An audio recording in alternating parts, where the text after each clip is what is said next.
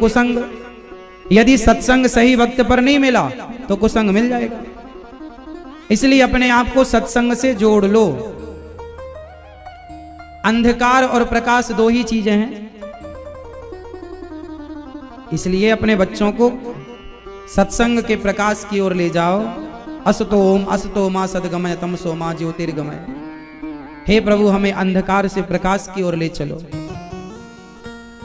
अज्ञान से ज्ञान की ओर ले चलो। तो आप भी इस परिवार से जुड़ें और चैनल को सब्सक्राइब कर लें, ताकि आप भी इस परिवार के अभिन्न अंग बन करके कथा का लाभ लेते रहें। प्रिय भक्तों, सुखदेव भगवान ने कथा नहीं सुनाई। इन 7 दिन में परीक्षित का जब उद्धार हुआ, स्वर्ग में तराजू बांध कर देखी। इंद्र ने तराजू बांधी, एक पलड़े पर भागवत जी को रखा, दूसरे पलड़े पर स्वर्ग के सुखों को रखकर तौल कर देखा तो भागवत जी का पलड़ा भारी। इंद्र चरणों में गिर पड़े, तब भागवत जी से भगवान प्रकट हो गए। भगवान कहाँ बसते हैं? भगवान भागवत जी में बसते हैं। इसलिए आप जीते जी भागवत जरूर सुनना, क्योंकि जो भागवत सुनता है, जो भागवत की कथा सुनता है, भगवान उनकी व्यथा सुनते हैं। इसलिए भागवत सुना करो। अभी 2 दिसंबर से वृंदावन में भागवत जी की पोथी पाठ बैठेंगी। आप भी अपने पूर्वजों के लिए, अपने घर की सुख शांति समृद्धि के लिए भागवत जी की पोथी पाठ आप लोग भी करा सकते हैं। अपने कल्याण के लिए आप भी प्रयास कर सकते हैं। तो आप भी भागवत जी की पोथी पाठ करा लो, अपने माता पिता के लिए, आप अपने लिए। प्रिय भक्तों, एक बार नारद जी महाराज, परीक्षित की सदगति हुई, इंद्र का ज्ञान मिटा। इंद्र ने भागवत जी पर प्रकट हुए भगवान को प्रणाम किया। एक बार नारद जी सारे तीर्थों में भ्रमण करने के उद्देश्य से गए, पर शांति नहीं मिली। पुष्करम चा प्रयागम चा काशीम गोदावरीम तथा हरिक्षेत्रम कुरुक्षेत्रम श्रीरंगम सेतु बंधनम। नारद जी सारे तीर्थों में गए पर शांति नहीं मिली। कहां कहां गए नारद जी? पुष्कर, प्रयाग, काशी, गोदावरी, हरिक्षेत्र, कुरुक्षेत्र। शांति नहीं मिली। शांति कहां है? मैया, ओ अशांति फैलाने वाली मैया, सुन लो मेरी माँ। ओ पीली मैया, ओ मैया जा रही हो मेरी माँ, चलो बताओ शांति किस किस के पास है? किस किस के जीवन में शांति है तो हाथ उठाओ। भैया आवाज आई कि नहीं आप तक? तो फिर हाथ उठा लो, बताओ शांति है? किस किस के जीवन में शांति है? पीछे आवाज आई कि नहीं? शांति है? शांति नारद जी कहते हैं, ना पश्यम कुत्रमिच्छर्मः मनः संतोष कार्यकम। सारे तीर्थों में मैं गया पर शांति कहीं नहीं मिली। शांति कहां है? नारद जी कहते हैं, सत्यम नास्ति तपः शौचम दया दानम न विद्यते उदरम भरिणो जीवाह वराकाह कूटभाषिणः। नारद जी कहते हैं, सत्यम नास्ति, आज सत्य बोलने वाले लोग कम बचे। तपः शौचम, न तप, न शौच, न पवित्रता का कोई ख्याल नहीं है। आज जीवन में शांति क्यों नहीं है? क्योंकि आज लोग अपने आचार विचार से रहते ही नहीं। आज व्यवहार विचार सब अशुद्ध है। आचरण अशुद्ध है व्यक्ति का, खान पान अशुद्ध है आप लोगों का। आचार विचार शुद्ध होना चाहिए। क्या क्या शुद्ध होना चाहिए? आचार विचार शुद्ध होना चाहिए कि नहीं? सत्यम नास्ति, आप में से कितने लोग सत्य बोलते हैं? हाथ उठाओ। कितने ईमानदारी से? सत्य भी, ईमानदारी के लिए भी हाथ ईमानदारी से उठाना। ये बताओ कितने लोग आप में से सत्य की रोटी खाते हैं? हाथ उठाओ। कितने लोग सत्य बोलते हैं? अब झूठ कितने लोग बोलते हैं? हाथ उठाओ।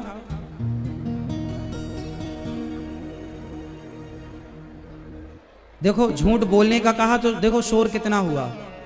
झूठ का नाम लेते ही यहां अशांति हो गई, तो सोचो झूठ के राह पर चलने में कितनी अशांति होगी जीवन में।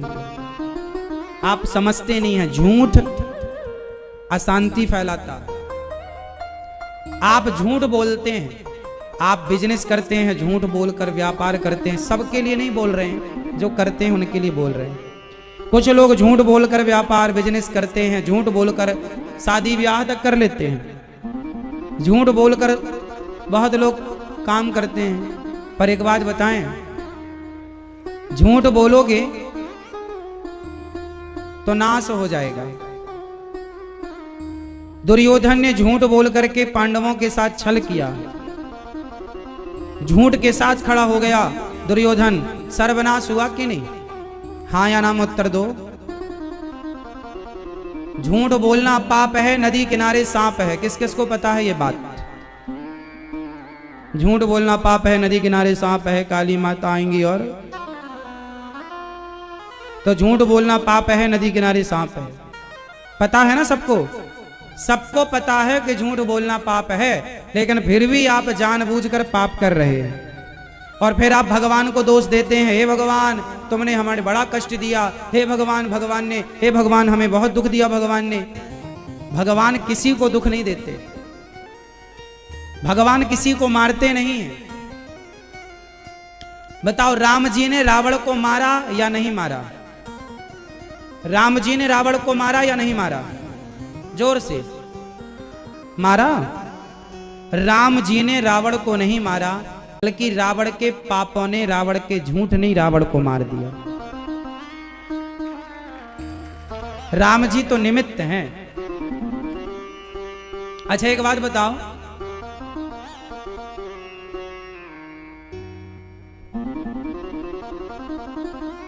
जज किसी को जब फांसी की सजा देता है किसी अपराधी को, तो बताओ उस अपराधी से जज की क्या पर्सनल दुश्मनी होती है? उत्तर दो। जज ने यदि किसी अपराधी को फांसी दी तो क्या जज की पर्सनल दुश्मनी है? उत्तर दो। नहीं। तो जज ने फांसी क्यों दी? तो जज गुनाहगार है क्या? बताओ, क्या जज गुनाहगार है? जज कोई गुनाहगार नहीं है, वो तो तुम्हारे गुनाहों का फल दे रहा है। उसी तरह राम जी ने रावण को नहीं, बल्कि रावण के किए गुनाहों का फल दिया है राम जी ने, जज बन करके केवल गुनाहों का फल दिया है। राम जी ने नहीं मारा रावण को, रावण के अपने पापों ने ही रावण को मार दिया। राम न मारे काहू को पापी नहीं आराम, आप ऐसे मर जाते हैं कर कर खोटे काम। हाँ या ना? मैया, ओ मेरी माँ पीली मैया, जा रही हो मेरी माँ, टाटा तो कर लो, टाटा। गुस्सा होके जा रही हो? फिर भूख लगी है क्या? फिर जल्दी आना, कल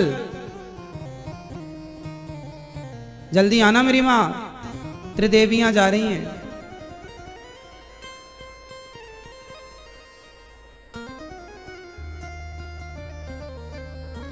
तो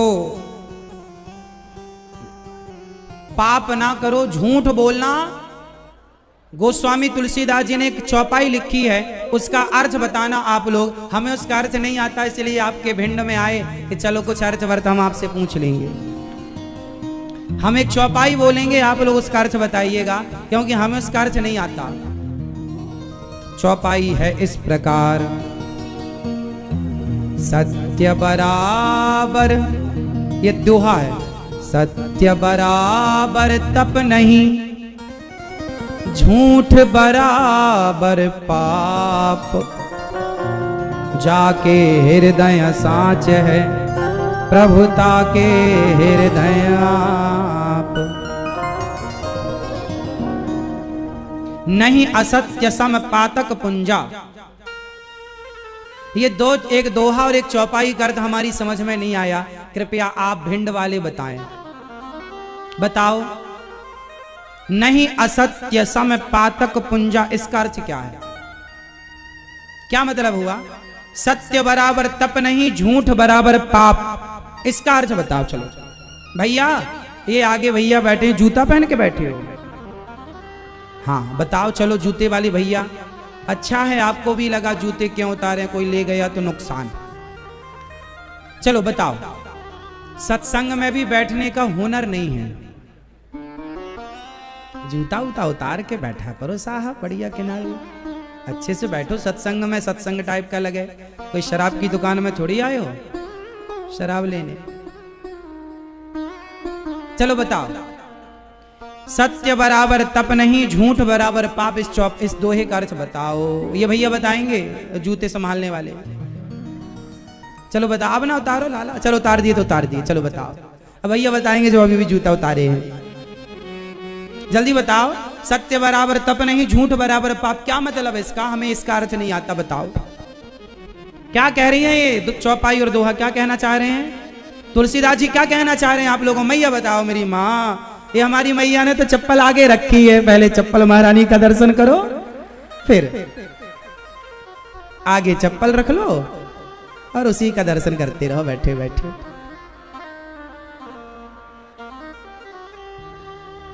चप्पल जूतों से जितना मोह है इतना भी भगवान से नहीं है।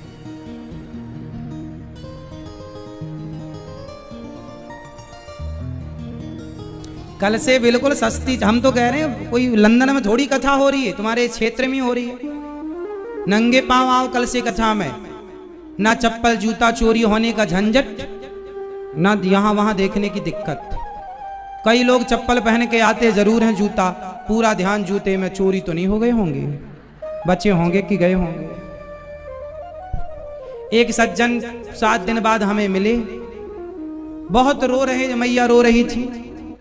हमने कहा मैया भगवान के प्रेम में रो रही हो क्या? लगता है कथा बड़े अच्छे से सुनी है तो भगवान की याद में रो रही हैं। बोली महाराज भगवान भगवान नहीं, हमारी चप्पल चोरी हो गई। चप्पल के लिए रो रही थी। तो आप लोगों की भी स्थिति ना हो इसलिए कल से चप्पल अप्पल बिल्कुल नहीं, और पहन के भी आओ तो बिल्कुल सस्ती, कोई ले जाए तो ले जाए। कथा में मन लगाओ और हमारे इस चौपाई का अर्थ समझाओ भिंड वाले भक्तों। मैया बताएंगी, हमारी मैया अच्छी है। मैया बताओ, सत्य बराबर तप नहीं, झूठ बराबर पाप, झूठ बराबर पाप, इसका क्या मतलब है? तुलसीदास जी कहना चाहते हैं कि सत्य से बड़ा कोई पुण्य नहीं है और झूठ से बड़ा कोई। अब देखो आप लोग जो झूठ बोलते हैं उससे बड़ा कोई पाप नहीं है, लेकिन आप लोग धड़ल्ले से बोल रहे हैं, आपको किसी का डर ही नहीं है। आप कहते हैं हम तो ब्रह्मा से नहीं डरते। तो जब तुम डरते ही नहीं हो तो स्वाभाविक है कि तुम गलत काम करोगे। याद रखना, किसी से डरना जरूरी है या नहीं? आप बताओ, जोर से बताओ। रावण किसी से डरता था क्या? राम जी किसी से डरते थे क्या? जोर से हाँ या ना? राम जी और रावण में, दोनों में वो कौन है जो किसी से डरते थे या डरता था? राम जी डरते थे किसी से कि रावण डरता था किसी से? आप बताओ। ये भैया बताएंगे पीले। राम जी डरते थे, रावण डरता था? रावण नहीं डरता था, राम जी डरते थे। हाँ, राम जी डरते थे कि रावण डरता था? जोर से। कौन? रावण डरता था? नहीं, राम जी डरते थे। हाँ, किससे डरते थे राम जी? जोर से।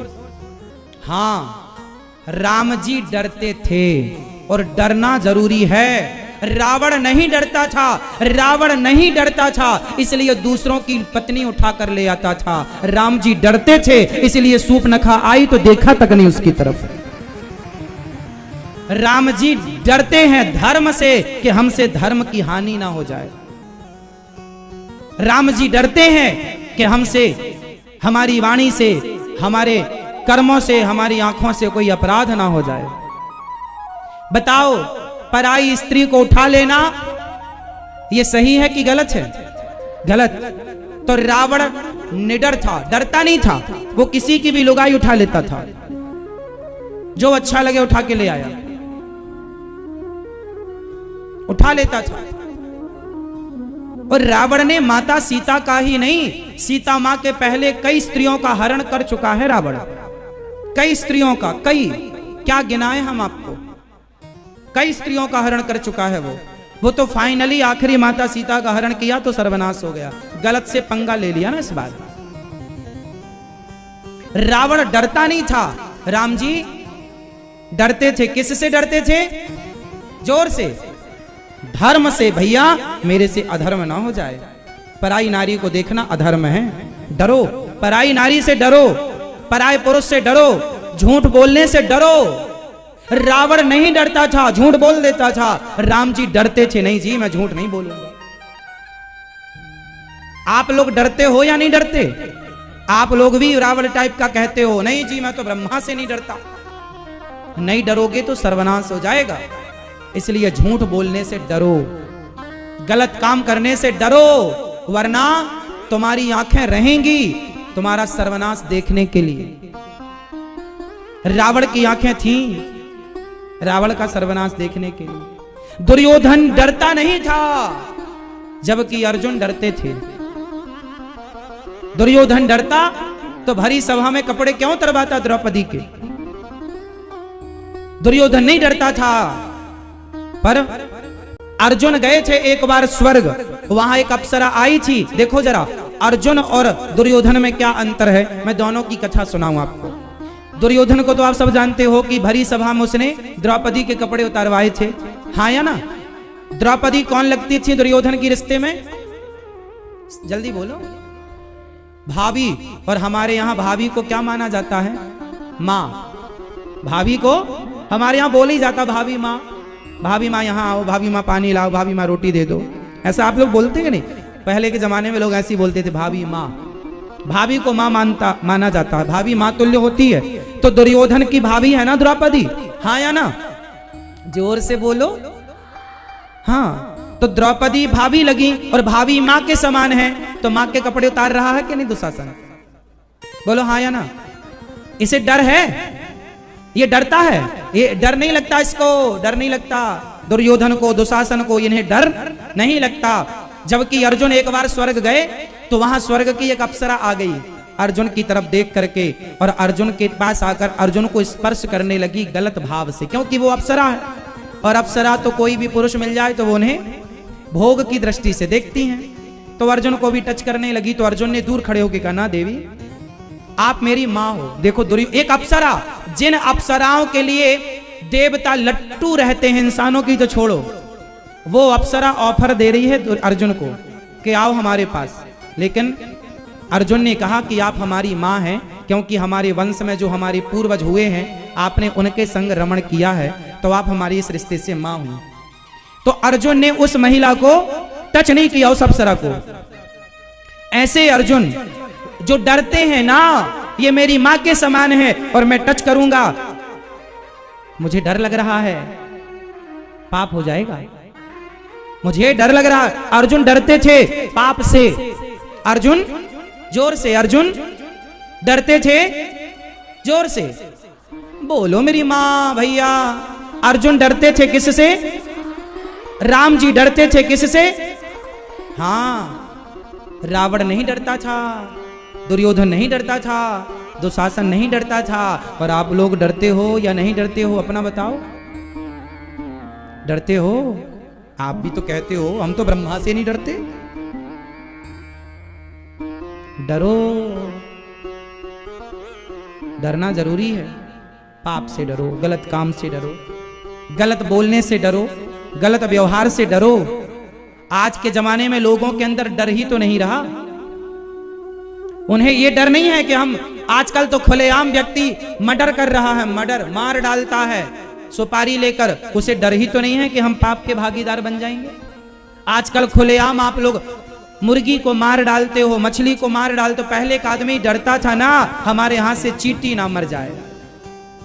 पहले का आदमी यदि धोखे से गौ हत्या हो गई तो आदमी सारे तीर्थों में स्नान करता था कि भैया हमसे गौ हत्या हो गई है। और आजकल तो लोग गैया मार के खा जाते हैं। आजकल तो लोग गैया मार के खा जाते हैं। पहले के लोग डरते थे साहब। पहले के लोग अपने पिता से जवान लड़ाने से डरते थे। आजकल का बेटा तो पिता के गाल में 2-4 थप्पड़ जमाने को भी तैयार हो जाता। कुछ बेटा, हाँ या ना? पहले की बहुएं डरती थी कि हम कोई भी गलत काम नहीं करेंगे, सास ससुर की सेवा करेंगे क्योंकि ये धर्म है। आजकल की बहुओं को कोई डर नहीं है। सास जाए चूल्हे में, पति शादी हुई कि वो कहती हम तो अलग रहेंगे आपके संग, रखना है रखो, नहीं हम मायके चली तुम देखते रहियो। ये बुढ़िया की सेवा हमसे ना होगी। सब बहुएं ऐसी नहीं है, पर ऐसी भी हैं। हर बात हम सबके लिए नहीं कह रहे हैं, जो है उनके लिए हर बात कही जा रही है। आप सब लोग ना समझ लीजिएगा, पर समाज में जो सच्चाई है वो हम आपसे कह रहे हैं। तो आज से कौन कौन डरेंगे? कौन कौन डरेगा झूठ बोलने से? भिंड वाले भक्तों, भैया मैया, कोई ग्वालियर से आया तो वो भी हाथ उठाइए ना, वो कि महाराज जी आप तो भिंड वालों को ही बोल रहे हैं, बस हमें तो बोले ही नहीं, सबको बोल रहे हैं। तो बताओ किससे डरोगे? भैया पीले भैया किससे डरोगे? ये भैया बताओ दादाजी किससे डरोगे आप लोग? जोर से सरकार। झूठ से डरोगे, छल से डरोगे, निंदा से डरो, चुगली से डरो, पाप करने से डरो। मैया किससे डरोगी आप लोग? जोर से। मैया किससे डरेंगी? नहीं बोलोगी मेरी माँ? किससे डरोगी बताओ? झूठ बोलने से डरोगी? तो आज से कितने लोग सच बोलेंगे? हाथ उठा के मुझे कन्फर्म करा दो भैया, फिर मैं आगे बढ़ूं। झूठ बोलना पाप है नदी किनारे। हाँ, अब डरना, डर जरूरी है ना? डर जरूरी। यदि बच्चे थोड़ा बहुत माँ बाप से डरते हैं तो वो बच्चे अच्छे रहेंगे। जिन बच्चों के अंदर कोई डर नहीं होता ना, वो बच्चे नालायक हो जाते हैं। इसलिए भय बिनु हो ही न प्रीत, ये शास्त्र वचन है। थोड़ा सा भय जरूरी है। ये व्यवस्था बनी क्यों है? आप लोगों को डर है कि भैया आगे जाएंगे तो कोई रोक देगा, यहीं बैठो चुपचाप कथा सुनो। थोड़ा सा डर है। जैसे हमारे पुलिस वाले भाई हैं, लोग इनसे डरते हैं कि भाई पुलिस वाले हैं, थोड़ा सम्मान करो, बैठो, जो कह रहे हैं मानो। यदि डर ना हो तो बताओ व्यवस्था बिना डर के बन ही नहीं सकती। व्यवस्था कैसे बनती है? थोड़ा सा डर जरूरी है। पाप का, गलत कामों का डर। दुर्योधन को डर नहीं था, रावण को डर नहीं था, सूपनखा को कोई डर नहीं था। अच्छा सूपनखा, आप जानते हो सूपनखा को? मैया सूपनखा को जानती हो आप? क्यों, भिंड की थी क्या? नहीं? आपके पड़ोस में रहती है? नहीं। सूपनखा जानती हो किसकी बहन थी? रावण की बहन थी। सूपनखा रावण की बहिनी, रावण की बहन थी सूपनखा। उसे बिल्कुल डर नहीं था। वो चली जाए किसी के पास भी और जाके सीधा क्या बोले? मैं तुमसे प्यार करती हूँ, I love you. Ram ji के पास गई और सीधा बोल दिया, तू सम पुरुष न मोसम नारी, यह संयोग विधि रचा विचारी। बहुत सुंदर हो, हमसे ब्याह कर लो। सीधा ऑफर रखती शादी का। जैसे आजकल कुछ लड़कियां अपनी शादी खुद तय कर लेती हैं, खुद पंडित जी अरेंज कर लेती हैं, खुद माला वाला ले आती है, खुद शादी करके बाद में मम्मी पापा को, माँ बाप को पता लगा छोरी ने शादी कर ली। ये सब सूपनखा की वंशज हैं। सूपनखा की वंशज हैं बिल्कुल। मन माना। सूपनखा क्या कहती है? हमसे विवाह कर लो। राम जी मना किए, नहीं करेंगे, जबरदस्ती कह रही है करेंगे। राम जी बोले अच्छा लक्ष्मण जी से बात कर लो तुम। चलिए लक्ष्मण जी के पास। और क्या कहती है? मेरा, राम जी ने कहा तू, तेरे शादी हो गई, तेरा विवाह हो गया? नहीं मैं कुंवारी हूं। अच्छा बताओ सूपनखा कुंवारी थी क्या? नहीं, शादी हो गई थी ना उसकी। किससे हुई थी? कहां हुई थी उसकी शादी? यहीं भिंड में हुई थी क्या? सूपनखा की शादी कहां हुई थी? सूपनखा की शादी विद्युत जिह्वा से हुई थी। सूपनखा के पति का नाम क्या है? विद्युत जिह्वा। सूपनखा के पति का नाम विद्युत जिह्वा। वो इतना बलवान था कि पूरी लंका को उठाकर अपने मुंह में रख लेता था। इतना बड़ा राक्षस था, इतना बड़ा बलवान था। एक दिन रावण को डर लगा कि कहीं जीजाजी पूरी ना खा जाएं, हमें भी ना समाप्त कर दें, तो रावण ने चुपके से जीजाजी को मार दिया। और जब जीजाजी को मारा तो सूर्पनखा को पता चला कि मेरे भाई ने मेरे सुहाग को उजाड़ दिया। सूर्पनखा ने संकल्प ले लिया, रावण जब तक मैं तेरा सर्वनाश ना कर दूंगी तब तक तेरी लंका में पांव ना रखूंगी। इसलिए राम जी के पास गई। सूर्पनखा को समझ में आ गया कि ये लंका का नाश करेंगे, इसलिए लंका गई है रावण से कहने आ गए तेरे सर्वनाश करने, इसलिए जा सीता को चुरा के ले आ। रावण अपनी सूर्पनखा बहन के कहने पर ही तो सीता मैया को लाया है। पूरी फद की जड़ सूर्पनखा है, हाँ या ना? इसी ने अपने भाई को भड़काया है। और ये क्या कहती है, तो सम पुरुष नमो सम नारी, मतलब राम का भी प्रतिज्ञा है, राम की प्रतिज्ञा है निश्चरहीन करऊं मही भुज उठाए पनकीन। राम जी की भी प्रतिज्ञा है निशाचरों का नाश करना, राम जी की प्रतिज्ञा है रावण का नाश करना, और सूर्पनखा की भी प्रतिज्ञा है रावण का नाश करना। इसलिए क्या कहती है कि जो आपकी प्रतिज्ञा वही मेरी प्रतिज्ञा, तो सम पुरुष नमो सम नारी, यही है तो सम पुरुष नमो सम नारी, यह संयोग विधि रचा विचारी। अब तो सूर्पनखा कहती है मेरी शादी नहीं हुई, देखो हो गई शादी और क्या कह रही है मैं कुंवारी हूं। ये शादी के बाद ना कुंवारी कुंवारी टाइप की घूमा करती थी। जैसे आजकल कुछ स्त्रियां शादी होने के बाद भी ना मांग भरती, ना मंगलसूत्र लगाती पहनती, ना तो बिछिया पहनती, और वो भी शादी के बाद भी मांग नहीं भरती, और मांग भरती तो एक तरफ जरा सा भर के और मैया यहाँ छिपा लेती है। एक मैया तो हमें मिल गई, सब माताएं यहाँ मांग भरती है ना, भिंड में कहाँ मांग भरी जाती है। एक मैया हमें मिली, वो यहाँ मांग भरी थी। यहाँ पति को साइड में बिठा रखा, बीचों बीच क्या करेगा, चल साइड में बिठा रखा है। आजकल तो कुछ माताएं ऐसी हैं कि मांग भरेंगी तो दूसरे तरफ के बाल उठा के छिपा लेंगी मांग को, ऐसा कोई देख ना ले कि हमारी शादी हो गई है। छिपा लेती हैं कि नहीं?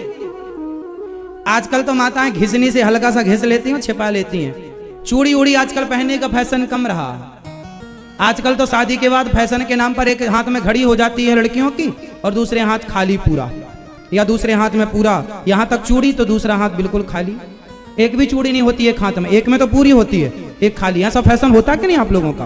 अब बताओ हाथ खाली किसका होता है? हाथ खाली का मतलब क्या है? कहते हैं कि दुश्मन की बेटी का भी हाथ खाली ना हो। हाथ खाली का मतलब होता है स्त्री का हाथ तब खाली होता है जब उसका पति मर जाता है। स्त्री का हाथ खाली का मतलब है कि पति की मृत्यु हो गई, और आजकल लोग फैशन में ही पति को मारे पड़ी है, फैशन में। ये सब कौन है? सूर्पनखा से मिलता जुलता है संस्कार इनका।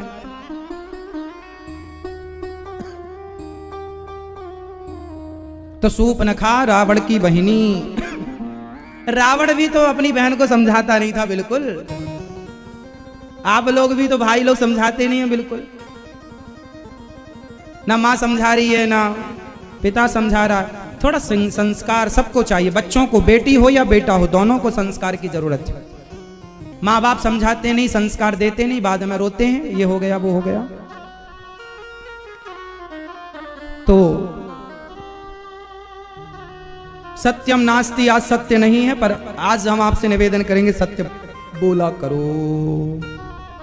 हमारा धर्म ही सत्य सनातन धर्म। बोलिए सत्य सनातन धर्म की, और सदा सत्य का पालन करेंगे। प्राण जाए पर सत्य ना जाए, वचन ना जाए, वचन ना जाए, सत्य ना जाए साहब। प्राण चले जाए पर सत्य ना जाए। नारद जी कह रहे हैं आज तपह शौचम, न तप है न शौच पवित्रता है। आप में से कितने लोग हैं जो बिना नहाए खा लेते हैं? जो बिना नहाए खा लेते हैं वो हाथ उठाएं कृपया करके। हम दर्शन करना चाहते हैं ऐसे महापुरुषों का जो सवेरे बिना नहाए। दादाजी बिना नहाए खा लेते हो? धन्य है राक्षस राज, बिना नहाए खा लेते हैं। रावण कभी नहीं खाता रहा बिना नहाए।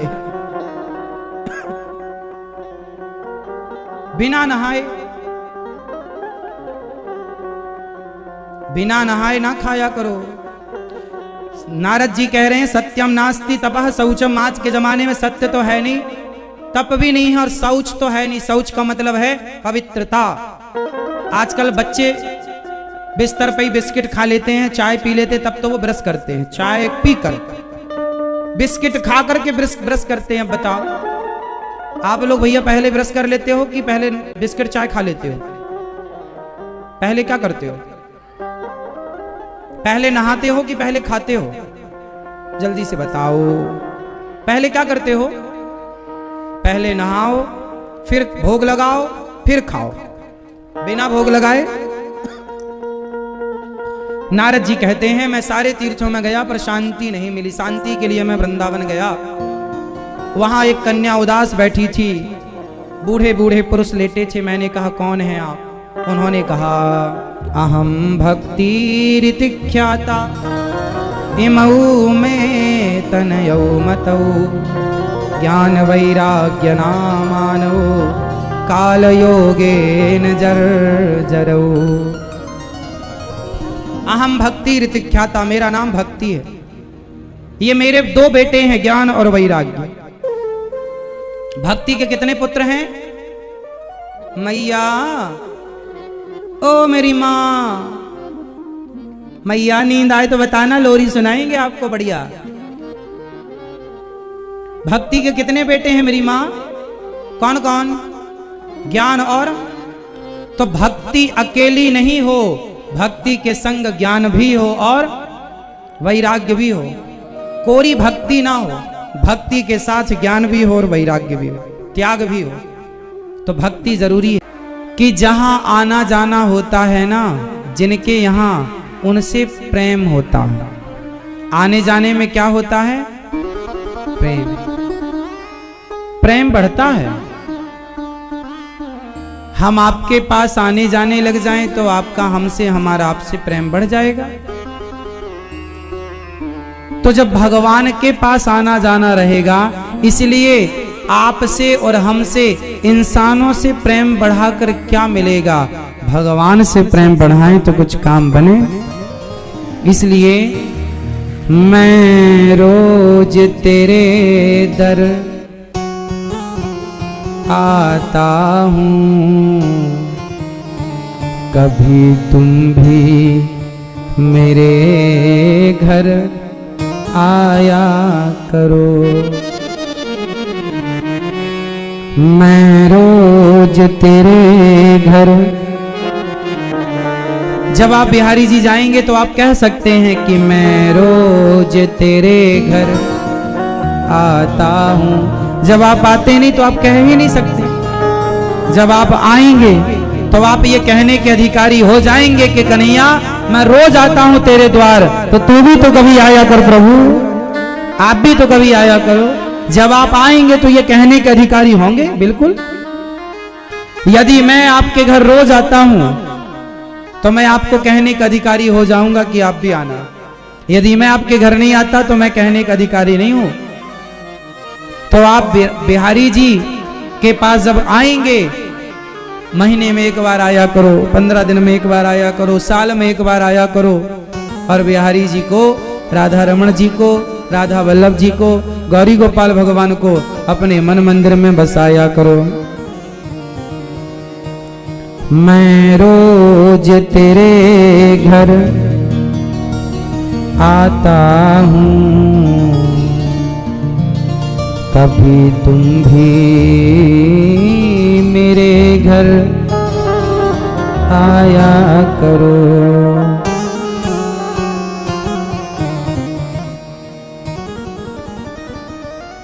मंदिर में रहते हो भगवन, मंदिर में रहते हो भगवन, कभी बाहर भी आया जाया करो। मंदिर में रहते हो भगवन, कभी बाहर भी आया जाया करो। मैं रोज तेरे घर आता हूँ, मैं रोज तेरे दर आता हूँ, कभी तुम भी मेरे घर आया करो। तो आप कहो कि कभी तुम भी मेरे घर। कभी निमंत्रण दिया अपने बिहारी जी को, प्रभु मैं आया हूं, आप चलो मेरे संग। जब भी वृंदावन आओ तो बिहारी जी को निमंत्रण देने आओ। आप गए तो हैं वृंदावन, क्या निमंत्रण दिया है? नहीं दिया। और बिना निमंत्रण के आपका पड़ोसी नहीं आता आपके यहां, तो भगवान क्यों आएंगे? कहो ना कि प्रभु आओ। बिहारी जी जाओ तो कहो कि प्रभु आओ, मेरे हृदय में बैठ जाओ और मेरे साथ चलो। मैं तेरे दर का जोगी हूं, हुआ तेरे बिना वियोगी हूं। तेरी याद में आंसू गिरते हैं, इतना न मुझे तड़पाया करो। मंदिर में रहते हो भगवन, कभी बाहर भी आया जाया करो। आते क्यों मेरे नजदीक नहीं, इतना तो सताना ठीक नहीं। आते क्यों ना नजदीक नहीं, इतना भी सताना ठीक नहीं। मैं दिल से तुमको चाहता हूँ, मैं दिल से तुमको चाहता हूँ। कभी तुम भी मुझे अपनाया करो, कभी तुम भी मुझे अपनाया करो।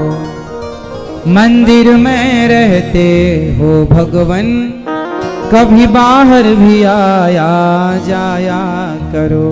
मैं रोज तेरे दर आती हूँ। मेरे संग बोलना ये वाली लाइन, मैं रोज तेरे दर आता हूँ, कभी तुम भी मेरे घर आया करो। मैं दीन हूँ दीना नाथ हो तुम, बोलो मेरे संग। मैं दीन हूँ दीना नाथ हो तुम, मैं दीन हूँ दीना नाथ हो तुम। सुख दुख में सबके साथ हो तुम, सुख में सबके साथ हो तुम। मिलने की चाह खामोश करे, कभी तुम भी मिलन को आया करो। हे गोविंद कभी आप भी तो आओ। हे श्याम सुंदर आप मेरे मन मंदिर में आकर के बस जाओ। तो भगवान माया के चक्कर में आप पड़े हैं, ये संसार आपका है नहीं। आप कहते हैं ये मेरा है, ये मेरा है। जैसे रस्सी में सांप दिखता है, रस्सी में सांप होता नहीं है, पर रस्सी में सांप की भ्रांति होती है। ऐसे संसार में अपना कुछ है नहीं, पर अपना सा ये लगता है। ये भ्रांति में आप जी रहे हो, कह रहे हो ये मेरा, ये मेरा, जबकि सत्य ये है कि ये मेरा नहीं। गोविंद मेरो है, गोपाल मेरो, भगवान मेरे हैं, उनके सिवा कोई आपका है तो नाम लिखवाओ मुझे। भैया आपका कोई है भगवान के सिवा? लेकिन आप सबको डिंडोरा पीट कर कहते हैं ये मेरा, ये मेरा। श्री सुखदेव भगवान का जन्म हुआ और जन्म लेते ही चले गए, भगवान के चिंतन में चले गए। आप लोग, हम लोग अभी बूढ़े होने को आए, अभी तक भगवान के चिंतन में मन नहीं लगा और सुखदेव जी जन्म से चले गए। ऐसे सुखदेव भगवान को नमस्कार करते हैं। बोलिए सुखदेव भगवान की। 88,000 संत विराजे हैं और 88,000 संतों के बीच में श्री सूत जी महाराज का आगमन हुआ। सौनक आदि ऋषियों ने कहा कि भक्ति ज्ञान विराग आप तो विवेको वर्धते महान। हमें ऐसी कथा सुनाइए कि हमारी भक्ति ज्ञान वैराग्य बढ़ जाए। कथा क्या बढ़ाती है? भक्ति। कथा क्या बढ़ाती है? कथा सुना तो आप व्यथित रहते हैं, आप परेशान हैं, दुखी हैं। आपके दुख का कारण केवल इतना है कि आप कथा नहीं सुनते, भगवान में चित्त नहीं लगाते, मन नहीं लगाते, इसलिए आप परेशान हैं। सूत जी महाराज कहते हैं सौनक आदि ऋषियों से कि मैं तुम्हें सभी शास्त्रों का सार सुनाता हूं, सुनो। एक बार ये कथा देवता भी सुनने को तरस गए और सुखदेव भगवान जब सुन रहे थे, परीक्षित जी को सुना रहे थे, तो देवता आए अमृत का कलश लेकर के इन्हें परीक्षित को अमृत पिलाओ, हमें कथा अमृत। सुखदेव भगवान ने कहा ना, क्वा स्वधा क्वा कथा लोक के क्वा कांचा क्वा मणि महान, कहाँ कांच का टुकड़ा कहाँ मणि, हम क्यों अपनी कथा देकर आपको कांच का टुकड़ा आपसे लें। एवं विनिमय जाते सुधा राज्ञा प्रपीयताम, हम विनिमय नहीं करेंगे, अदला बदली नहीं करेंगे, जाओ। इंद्र को अब सुखदेव भगवान ने कथा नहीं सुनाई क्योंकि आप अधिकारी नहीं है। सोचिए, ये कथा उन्हें प्राप्त होती है जो बहुत पुण्यशाली होते हैं। निश्चित आप लोगों ने पुण्य जरूर किया होगा, इसलिए आपके द्वार पर चल करके भागवत जी आई हैं। भाग्योदेन बहुजन्म समर्जितेन सत्संगमं चलवते पुरुषो यदा वै, बड़े भाग्य पायहि सत्संगा विनहि प्रयास होहि भव भंगा। बड़े भाग्य से सत्संग मिलता है साहब, यूं नहीं मिलता। इसलिए कथा सुना करो। आप में से कितने लोग सत्संग रोज करते हैं? रोज कथा कितने लोग सुनते हैं? भले थोड़ी ही सुने। हमारी देखो माताएं अच्छे काम में ज्यादा हैं। आप पुरुषों में बताओ, रोज शराब कौन कौन पीता है?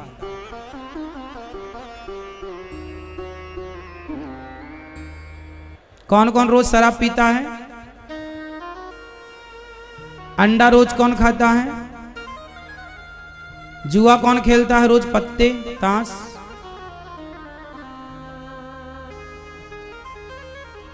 शराब पीने वाले, रोज नियम से शराब पीने वाले लोग मिल जाएंगे। यदि शराबी रोज नियम से शराब पीता है तो सत्संगी को भी रोज नियम से सत्संग करना चाहिए। शराबी से सीखो। शराबी रोज शराब क्यों पीता है? अच्छा बताओ, शराबी रोज शराब क्यों पीता है? जोर से बोलना है। शराबी रोज शराब क्यों पीता है? क्यों पीता है बताओ? क्योंकि उसे नशे में रहने की आदत हो गई। रोज नहीं पिएगा तो नशे। भक्ति के बिना जीवन ऐसा है जैसे स्त्री बिना नाक की है। कोई स्त्री का श्रृंगार कर लो और उसकी नाक काट लो तो जैसे नक कटी स्त्री कितना भी बढ़िया श्रृंगार कर ले उसकी शोभा नहीं हो सकती। उसी प्रकार बिना भक्ति के तो हम सबकी मानो नाक कटी है। नाक ही हमारी भक्ति है। तो जीवन में भक्ति का होना आवश्यक है। भक्ति के दो बेटे हैं, ज्ञान और वैराग्य। जीवन में ज्ञान होना बहुत जरूरी है। अच्छा, ज्ञान कौन सा ज्ञान होना जरूरी है?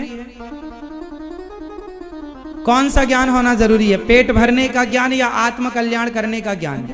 ज्ञान दो प्रकार के होते हैं। एक तो ज्ञान पेट भराऊ ज्ञान है जो कि आप लोगों के पास है। आप अपना पेट भर ही लेते हैं कहीं ना कहीं से कमा कमा के। आपको बेईमानी का मिले, जुआ खेलने से मिले, पाप करने से मिले, मर्डर करने से मिले। कुछ लोग तो सब प्रकार से बस पैसा चाहते हैं, कुछ लोग, सब नहीं। तो पेट, एक तो ज्ञान है पेट भराऊ ज्ञान, और एक ज्ञान है जो कहता है कि ना, हमें पैसा मिले ना मिले पर हम भूखे रह जाएंगे, पर बेईमानी की रोटियां नहीं खाएंगे, ईमानदारी का खाएंगे। तो दो प्रकार का ज्ञान है। एक ज्ञान तो ऐसा है कि झूठ कपट छल से कैसे भी मिले अपना पेट भरो, और दूसरा ज्ञान कहता नहीं जी, जो मिलेगा वो ईमानदारी से मिलेगा और भगवान जी का भोग लगा के ही पाएंगे। एक तो ये ज्ञान है। बताओ कौन सा ज्ञान बढ़िया है? कैसा भी मिल जाए वो या मेहनत से मिले वो? कौन सा पैसा अच्छा होता है, बेईमानी का कि मेहनत का? जोर से। आप लोग किस पैसे की रोटी खाते हो, बेईमानी के पैसे की या ईमानदारी की? ठीक है, ऐसी खाना ईमानदारी की रोटियां। श्री नारद जी महाराज कहते हैं, भक्ति के दो बेटे ज्ञान वैराग मूर्छित पड़े थे। नारद जी ने कहा, देवी क्या हुआ? भक्ति बोली, महाराज जब से कलयुग आया मैं बड़ी दुखी हूँ, कोई ग्राहक नहीं है मेरा भक्ति को ग्रहण करने की। मैं तो फिर भी ठीक हूँ, मेरे बेटे ज्ञान वैराग्य को स्वीकार करने वाला कोई नहीं। बहुत रोई बेचारी भक्ति महारानी, बहुत परेशान हुई भक्ति महारानी। तब नारद जी ने कहा कि जिस परमात्मा ने द्रौपदी का दुख दूर किया, वही परमात्मा तुम्हारा भी दुख दूर करेगा। द्रौपदी चिंता ना करो, तुम भगवान की शरण में जाओ, तुम भगवान की शरण में जाओ। लो भैया, अब भगवान की शरण में नारद जी कहते हैं, जाओ भगवान को पुकारो। चरणों में गिर के भक्ति महारानी बोली, महाराज आप ही मेरा दुख दूर करो। तब नारद जी को सनकादियों ने कहा कि भागवत सुनवाओ।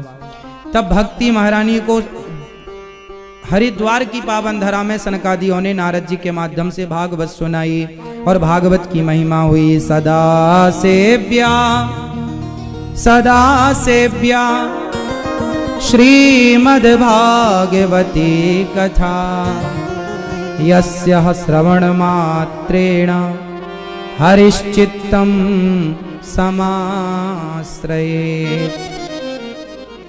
भागवत कितनी बार सुननी चाहिए भैया? सदा सेव्या। भागवत सदा सुनो, सदा सदा सेव्या, सदा सेव्या। भागवत सदा सुनो। भक्ति महारानी चाचा थैया करके प्रकट हो गई, नाचने लगी और नाचते हुई बोली, महाराज हम कहाँ बैठे हैं? सनकादियों ने कहा, ये जो भक्त बैठे हैं, जो कथा सुनने वाले भक्त होते हैं, उन भक्तों के चित्त में भक्ति महारानी जाकर बैठ जाती हैं। आप लोगों के अंदर अब भक्ति महारानी आकर बैठी हैं और आप 7 दिन से जो भागवत सुनेंगे, आप लोग आज जाकर अपने पड़ोसियों को सूचना दो कि भैया अब कथा हो गई शुरू भिंड की पावन धरती पर, चलो अब कथा सुनने। और आप लोग कल सबको पकड़ पकड़ के लाना, घर में बैठे खटिया जो तोड़ रहे हैं सबको लाओ। भक्ति महारानी बोली कि महाराज मैं कहाँ बैठूं, भक्तों के हृदय में बैठ गई और भक्ति महारानी ताता थैया करके नाचवे लग गई। नारद जी ने एक सवाल किया कि महाराज कोई पापी व्यक्ति भागवत सुन के तर जाए तो आश्चर्य नहीं, पुण्यात्मा तर जाए तो आश्चर्य नहीं, जिसने जीवन भर पाप किया है क्या ऐसा पापी व्यक्ति भागवत से तरेगा? हाँ, ये मानवः पापकृतस्तु सर्वदा सदा दुराचार रता विमार्ग गाहा, क्रोधाग्नि दग्धः कुटिलाश्च कामिनः सप्ताह यज्ञेन कलौ पुनन्ति ते। कितना भी बड़ा पापी क्यों ना हो, भागवत सुन के तर जाएगा। कोई तरा? हाँ, एक इतिहास सुनाया। एक तुंगभद्रा नाम की नदी थी। तुंगभद्रा तटे पूर्वम भूतपत्तनमुत्तमम यत्र वर्णः स्वधर्मेण सत्य सत्कर्म तत्परः। एक गांव था उत्तमपुर नाम का। उस गांव में एक पंडित जी रहते थे। पंडित जी का नाम था आत्मदेव। आत्मदेव की पत्नी का नाम था श्रीमती धुंधली देवी। आत्मदेव जी के सब कुछ था, बेटा नहीं था। क्या नहीं था? जोर से बेटा। आत्मदेव जी ने बहुत यज्ञ जप तप पूजा पाठ विधि विधान सब किया, पुत्र ना हुआ। आत्मदेव जी फिर भी प्रसन्न रहने लगे। पर आत्मदेव जी का एक दिन पड़ोसी आया, बोला आत्मदेव जी आपके घर में तुलसी सूख जाती है, गाय को भी बछड़ा बछड़ी नहीं हो रहा है। आत्मदेव जी बोले भगवत इच्छा है। पड़ोसी ने कह दिया कि आपके बेटा नहीं है ना, इसलिए कुछ नहीं हो रहा है। लो भैया, आत्मदेव जी बेचारे बड़े दुखी हो गए जब लोगों ने ऐसा कहा कि आपके बेटा नहीं है। आपके बेटा नहीं है जब ऐसा कहा तो बहुत दुखी हो गए। अच्छा ये बताओ, किसी के बेटा नहीं होता ना तो बेचारे वो लोग बहुत रोते हैं, दुखी होते हैं, हमारे बेटा नहीं है, बेटा नहीं। कुछ लोग उन्हें ताने भी मारते हैं कि तुम तो बेटा नहीं है, कुछ लोग कहते हैं कि तुम अभागिन हो, अभागी हो ना। अच्छा बताओ, जिनके बेटा नहीं होता क्या वो अभागी होते हैं? बोलो, जिनके बेटा नहीं होता यदि वो अभागी होते तो फिर मीराबाई के भी बेटा नहीं था, स्वामी विवेकानंद जी के भी बेटा नहीं था, तुलसीदास, सूरदास, इनके कहां बेटा था? बेटे से कोई भाग्यशाली नहीं होता, जिनका मन भगवान में लग जाता है वो भाग्यशाली होते हैं, चाहे बेटा हो ना हो। बेटा बेटी तो अलग विषय है मेरी मां। चलो आप एक प्रश्न का उत्तर दो, ये मानव का शरीर आपको क्यों मिला है? बेटा बेटी पाने के लिए या भगवान को पाने के लिए? जोर से। बच्चे तो देखो कुत्ते बिल्लियों के भी हो जाते हैं, बच्चे तो सुअर के आपसे ज्यादा होते हैं। आपको भगवान ने मनुष्य बच्चा पैदा करने के लिए नहीं बनाया, बल्कि सबको अपना पुत्र, अपना बच्चा मानकर, सबको भगवान मानकर सबकी सेवा के लिए बनाया है। लेकिन आप सबकी सेवा ना करके बस आपके 2 हो गए या 4, आप उन 2-3 में ही उलझे रहेंगे सारी जिंदगी। अरे जिसका बेटा नहीं है उन्हें तो ये चाहिए कि वो सबकी खुलकर सेवा करें। भगवान ने आपको बांधा नहीं है 1-2 से। अच्छा ये बताओ, 1-2 की सेवा करने वाला बड़ा है या 100-200 की सेवा करने वाला बड़ा है? जोर से। जिनके बच्चे हो जाते हैं ना, एक बेटा हो जाए तो वो सारी जिंदगी एक में ही उलझ जाता है। 2 हो गए तो 2 में उलझ गया, 4 हो गए तो 4 में, 4 से बाहर नहीं निकलता फिर वो। लेकिन जिनके बच्चा नहीं होता उनको चाहिए कि भगवान ने आप पर विशेष कृपा की है और भगवान चाहते हैं कि जैसे राम सबकी सेवा करते हैं, सबको प्रसन्न रखते हैं, आप भी सबकी सेवा करो, सबको प्रसन्न रखो। आपके बेटा नहीं है तो आप उनके माँ बाप बन जाओ जिनके कोई माँ बाप नहीं है। आप किसी एक अनाथ आश्रम को गोद लेकर, अनाथ आश्रम में 10, 20, 25, 50 बच्चे हैं, या जहां आपकी जरूरत है आप वहां जुड़कर सेवा करो और अपने आर्थिक और शारीरिक दोनों रूप से सेवा करो और जीवन पूरा करो। और बेटा क्यों जरूरी है? एक सज्जन बोले, महाराज जी हम मर जाएंगे तो हमें आग कौन लगाएगा? हमने कहा मरो तो आग लगाने वालों की कमी है क्या? आज तो लोग आग लगाने बैठे, कहां लगवानी है बताओ? मरने के बाद छोड़ो, आदमी तो जिंदा में ही लगा देगा। तो आजकल लोग बच्चों को क्यों पैदा करना चाहते हैं? बेटा आग क्यों लगाए? आजकल तो मशीनें आ गई, एक तरफ से आदमी डालो, दूसरी तरफ राख आ जाती है। एडवांस टेक्नोलॉजी में हम जी रहे हैं और आप बेटों के लिए रो रहे हैं। बेटों के लिए ना रोकर भगवान के लिए रोया करो। मीराबाई के कोई बेटा था क्या? बोलो मेरी माँ। पर मीरा बेटे के लिए ना रोकर किसके लिए रोई? अच्छा बताओ, जो बेटों के लिए रोए वो बड़े के लिए रो लो, मीरा की तरह, सूरदास की तरह, तुलसीदास जी की तरह। तुलसीदास जी के कोई बेटा था क्या? था क्या? नहीं। तो बेटा नहीं था पर सब कोई जानता है कि नहीं? बोलो हाँ। मीराबाई के बेटा नहीं था पर सब जानते हैं कि नहीं? और आप 10 बच्चे पैदा कर लो, 10 कर लो पैदा, तो मैं दूसरी गली का कोई नहीं जानता। बच्चे पैदा करना कोई बड़ी बात थोड़ी है, भगवान को पाना बड़ी बात है। ये मानव का शरीर है, बच्चे तो हो ही जाएंगे। ना होए तो जगत के लिए क्यों रोना, जगन्नाथ के लिए रोइए। भगवान को अपना बना लो, भगवान को अपना मान लो कि प्रभु आप हमारे हैं। भगवान के सिवा कोई, आप 4 बच्चे पैदा कर भी लो तो काम कोई ना आएगा।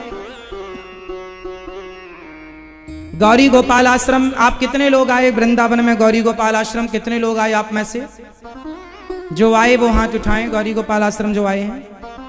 गौरी गोपाल आश्रम में वृद्ध माताएं रहती हैं, वो वृद्ध माएँ जिनके अपनों ने, अपना बेटा ने, अपनी बहू ने, अपनों ने छोड़ दिया, ऐसी 271 माताएं गौरी गोपाल वृद्धाश्रम में रहती हैं। आप लोग आकर अपनी आंखों से देख सकते हैं।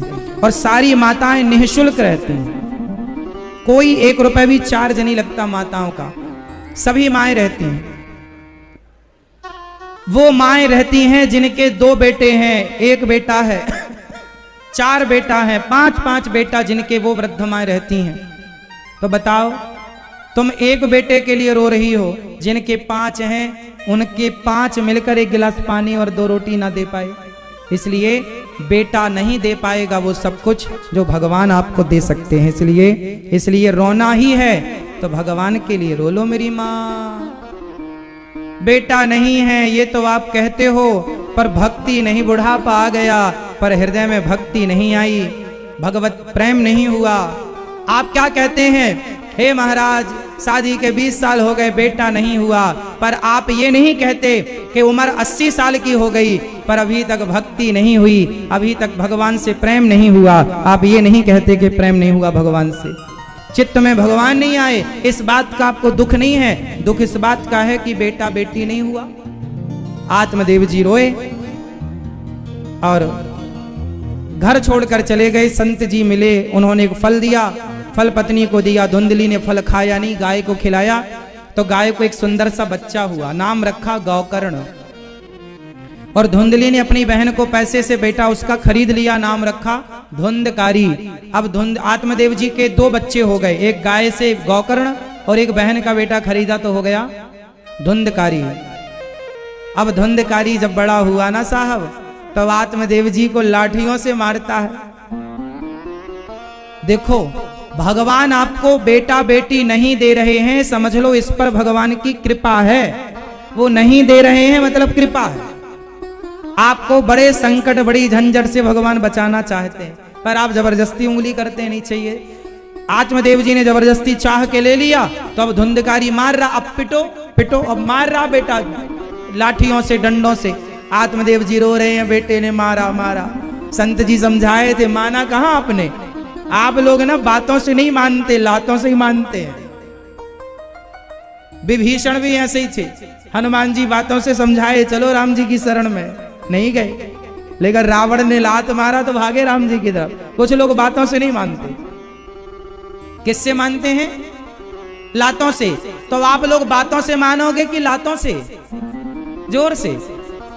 तो आप ये दास अनिरुद्ध की बातों से मान लो, और बेटा बेटे के लिए ना रोकर, बेटा बेटी में मन ना लगाकर भगवान में मन लगाओ, भगवान के लिए रोया करो, भगवान को पुकारा करो। बातों से मान लो, वरना फिर लातें पड़ती हैं अपनों की। बेटा लात मारता है, अपने लात मारते हैं, इसलिए रावण ने विभीषण को लात मारी। आत्मदेव जी ने मारा, गौकर्ण धुंधकारी ने मारा आत्मदेव जी को। आत्मदेव जी रोने लगे, तब गौकर्ण जी आए। देहेष्ठिमांस रुधिरे विमतिं त्यजत्वं जाया सुता दिशु सदा ममतां विमुञ्च पश्यानिशं जगदिदं क्षणभङ्गनिष्ठं वैराग्यरागरसिको भवभक्तिनिष्ठः।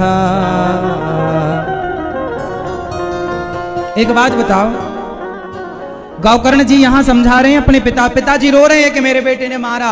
आप लोग भी रोते हो, मेरी बहू ने ऐसा कह दिया, मेरे बेटे ने ऐसा कह दिया, मेरे पति ने ऐसा कह दिया, मेरी पत्नी ने ऐसा कह दिया। आप लोग रोते बहुत हैं। आत्मदेव जी बोले, गौकर्ण जी बोले, कथम रोदसी, क्यों रो रहे हो आप?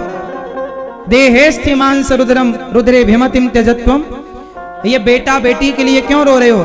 ये शरीर मांस का टुकड़ा है और बेटा बेटी का मोह ज्यादा नहीं करना चाहिए। आपका इस संसार में कोई है? कौन है आपका, बताओ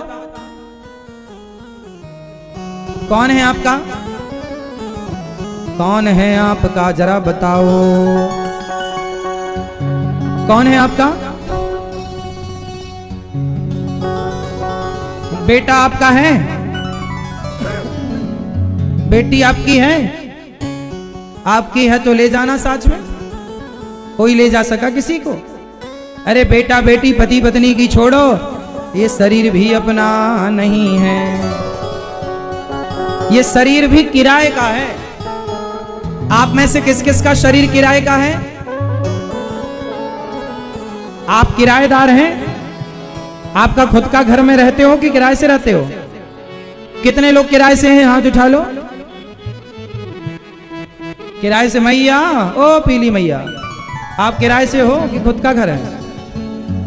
किराए से।